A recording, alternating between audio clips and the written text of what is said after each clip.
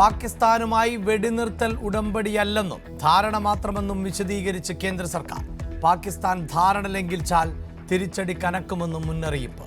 നിലവിൽ അതിർത്തി ശാന്തം. നാളെ വീണ്ടും DGMOമാരുടെ ചർച്ച.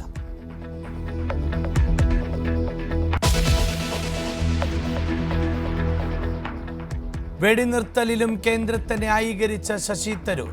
വേണ്ടത് സമാധാനം, 71-ലെ സാഹചര്യമല്ല ഇപ്പോൾ. തരൂരിന്റെ പ്രതികരണം കോൺഗ്രസ് കേന്ദ്രങ്ങൾ വെടിനിർത്തൽ നടപടിയെ വിമർശിക്കുന്നതിനിടെ.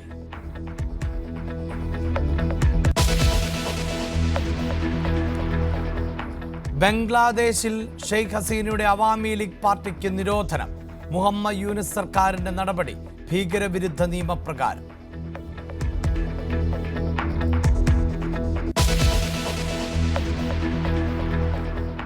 സംസ്ഥാനത്ത് ഈ മാസം 27ഓടെ കാലവർഷം എത്തിയേക്കുമെന്ന് കാലാവസ്ഥാ നിരീക്ഷണ കേന്ദ്രം. മഴക്കാലത്തിന്റെ തുടക്കം 4 ദിവസം നേരത്തെയാകാനും സാധ്യത. ചിലയിടങ്ങളിൽ ഒറ്റപ്പെട്ട വേനൽ മഴ തുടരും.